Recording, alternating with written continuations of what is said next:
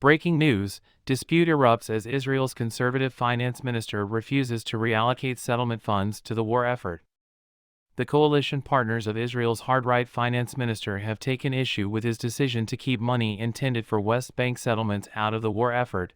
According to a letter quoted by Israeli state media, a coalition party leader informed Benjamin Netanyahu that his 5 ministers would reject a new budget unless additional funds are allocated to the war.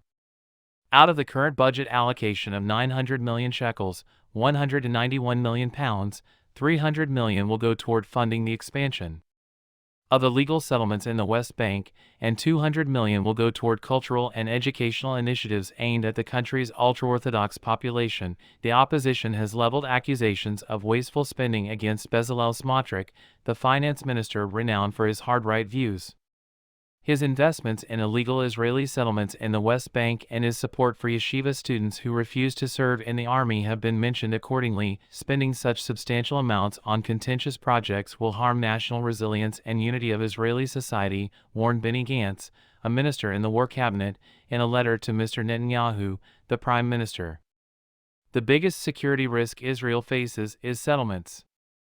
The news that the Israeli government is allocating additional funds to West Bank settlements amidst a war has shocked Josep Borrell, the head of foreign policy for the European Union, who expressed his appalled reaction on Monday. He tweeted that the actions would not make Israel safer and were not self-defense.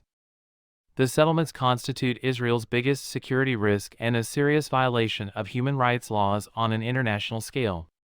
After coming under fire from more moderate cabinet members earlier in the war for refusing to transfer tax revenues that Israel collects for the Palestinian Authority to the West Bank, Mr. Smotrich urged the government this year to prepare to double the settlement's population to 1 million. West Bank tensions that have been simmering.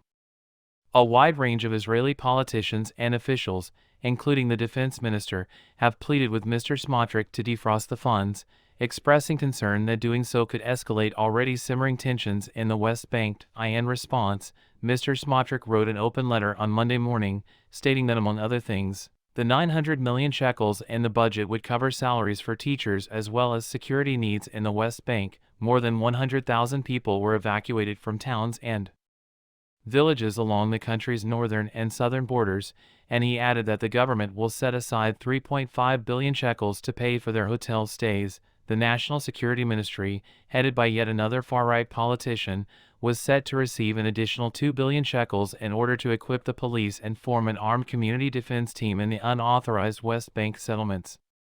Settlements for the West Bank violence have recently been discussed by the Biden administration, who have suggested the idea of sanctions. Immerse yourself in the world of acclaimed British journalism. Experience The Telegraph for free for 1 month, and then take advantage of our US exclusive offer to enjoy a year for only $9.